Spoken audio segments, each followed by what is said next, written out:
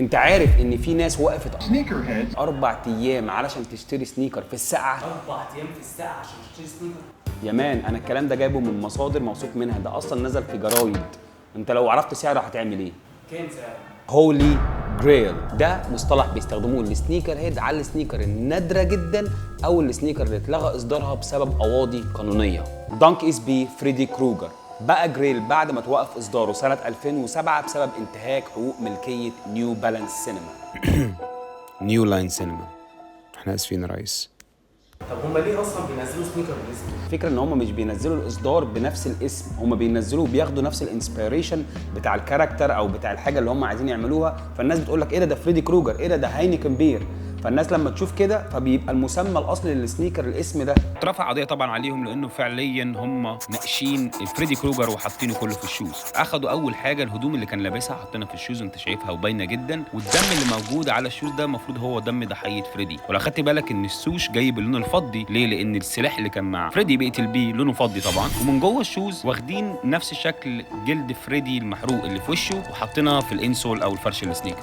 وطبعا عشان هو اصدار هالوين فكان المفروض يتم اصداره في موسم هالوين 2007، بس ما حصلش اتفاقيه ما بين الشركتين. بعد ما اتلغى الاصدار نايكي طلبت من كل المحلات السكيت شوب ان هي ترجع الشوز لنايكي تاني عشان تحرقها او تقطعها عشان الاصدار ده ما ينفعش ينزل، وطبعا اتسرب في حدود 30 نسخه من السنيكر ده حاليا. فال 30 نسخه اللي اتسربوا دول اثروا جدا على الكميه بتاعت السنيكر، فابتدى يكون جريل، وبسبب الموضوع ده انا مش عايز اقول لك سعره بقى كام دلوقتي. تاني سنيكر هو الدانك اس بي هينيكن، واتلغى الاصدار بتاعه سنه 2003 من شركه هينيكن بتاعت البيره لو ما تعرفهاش، لان كان من واضح جدا اللي هو واخد الانسبيريشن بالظبط من الازازه بتاعت الهينيكن. هم بس لو كانوا شالوا النجمه اللي موجوده من ورا دي كان الاصدار هينزل ومش هيبقى فيه مشاكل، بس في نفس الوقت ما كانش الاصدار هيكون عليه نفس الهايب او الضجه اللي موجوده دي. بس نايكي والماركتنج الفشيخ بتاعها عملوا حركه ذكيه جدا، نزلوا سنيكر البير باك، والبير باك دول واخد نفس شكل الازازه البني والازازه الخضراء اللي هي ازازه هينيكن. فالازازه البني ده نزلوه في امريكا، وواضح جدا من التاج اللي موجود في اللسان اللي هو ده كان اصدار في امريكا بس. الاصدار الثاني اللي هو واخد نفس الوان الهينيكن بير عملوا اصداره بس في هولندا، ولو خدت بالك ان هولندا هي البلد المصنعه للهينيكن بير، فده قصف جابها من نايكي. السنيكر ده اتلغى بسبب الكورونا، فانا هعمل عليه مراجعه وهنشوفه مع بعض اون هاند. وما تنساش تعمل سبسكرايب والجرس عشان تشوف كل جديد. ندخل على السيتي سيريز، ودول نزلوا في 4 مدن مختلفه: باريس، لندن، نيويورك، طوكيو. ودول ما بقوش جريل بسبب الحقوق الملكيه والكلام ده، دول بقوا جريل بسبب الهايب واخر ليفل في الدعايه التسويقيه. وده باريس دانك، وده اغلى سنيكر اتباع في محل بوروكسيد مش عن طريق مزاد، ده واحد دخل دفع $130,000 ومشى عادي. انا خلاص كده كفايه. لا خلاص. ليه؟ يا عم الراجل دفع $130,000 ومشى. بدو خالص.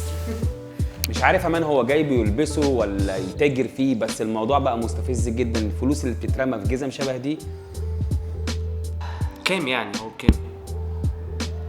$130,000 يا مان. ده بيومي فؤاد ما خدهمش. بس استنى، سيبني اقول لك هو ليه هايب كده. السنيكر ده نزل 2002 ب$60 بس، واتعمل اصداره طبعا في باريس، وكميته كانت محدوده جدا اللي هو 202 نسخه بس. الرسومات اللي موجوده على السنيكر كلها هي مرسومه من رسام فرنسي اسمه برنان بيفيه، وطبعا الرسومات بتاعته بتتباع بملايين اصلا، فحطوها في نفس السنيكر كلها. هم حاطين كام لوحه من رسوماته على السنيكر بطريقه مختلفه، يعني ال 202 نسخه مش شبه بعض، في بيبقى رسمه هنا ورسمه في الجنب، فهو معمول بطريقه غريبه جدا يعني ما تقدرش تقول دول شبه بعض اصلا. نخش على لندن، وده نزل 2004، نزل منه 202 نسخه برضه. فكره الشوز متاخده من الضباب اللي دايما موجود في لندن، عشان كده بتشوف الشوز كله معمول من اللون الرصاصي. الخط الازرق اللي موجود فيه ده نهر التميز اللي موجود في لندن، فاي حد عايش في لندن عاوز الشوز ده فشخ. طوكيو، وده اهدى سنيكر فيهم، واخد نفس الماتيريال اللي مصنوع منها الباريس دانك بس من غير رسومات خالص، لدرجه ان مفيش نايكي براندنج مكتوب ورا، ومستحيل نايكي تنزل اصدار السنيكر من غير ما تكتب اسمها. فالسنيكر ده انا شايفه من اجمدهم الصراحه، مع انه هو ارخص سعر فيهم تقريبا. نزل 2004 202 نسخه. اخر واحد في السيتي سيريز هو البيجن دانك، نزل في نيويورك سيتي 2005 وبرده 202 نسخه. اللي صمم السنيكر ده جيف ستيبل، وده الاونر بتاع جيف بيجن براند. قالوا لجيف ستيبل انت اللي هتصمم السنيكر ده لنيويورك بعد ما اتعمل طوكيو ولندن وباريس، فما فكرش كتير، قال لهم انا هحط حمامه نيويورك في السنيكر. لو خدت بالك من نعل السنيكر هتلاقيه موجود بنفس اللون رجل الحمامه. المشكله بقى قبل اصدار السنيكر ده ب4 ايام كان في 100,000 شخص واقف بره مستني على 202 نسخه بس. طبعا كان الشغب للصبح، سلاح وحوارات، البوليس نزل كان بيحسبها مظاهره، لقى كل الناس دي ملمومه على سنيكر، وطبعا انتشرت الجرايد فيها الخبر ده والناس عرفت ان في ناس مجانين على السنيكرز.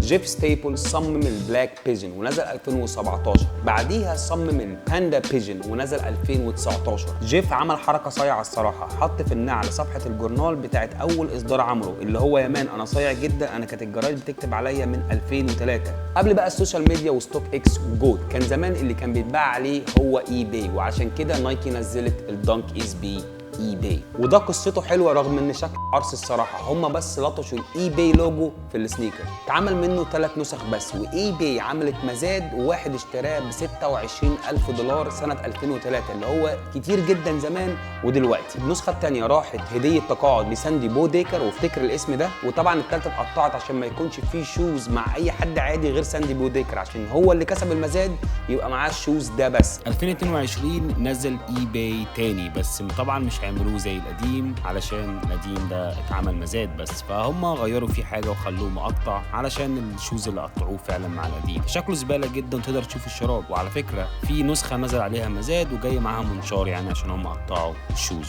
فهم بيحلبوا اي حاجه بيعملوها. طبعا في جريلز كتير جدا اس بي احنا ما اتكلمناش عليهم، عشان كده هم نزلوا وات ذا دانك، ودوت اصلا في 31 سنيكر بسنيكر واحد، يعني الفرده دي مختلفه عن الفرده دي والاماكن كلها متغيره، فهم واخدين ال 31 جريل للدانك اس بي حطوهم في سنيكر واحد. والجريل عامه بيختلف من حد للتاني، وفي ناس بالنسبه لهم اصلا انا قلت عليهم دول مش جريل، هم جريل عشان هم نادرين وبس سعرهم غالي. انا بالنسبه لي الجريل بتاعي هو الايم اوف دوم دانك. انت بالنسبه لك ايه الجريل بتاعك؟ يا ريت تقول لي في الكومنت.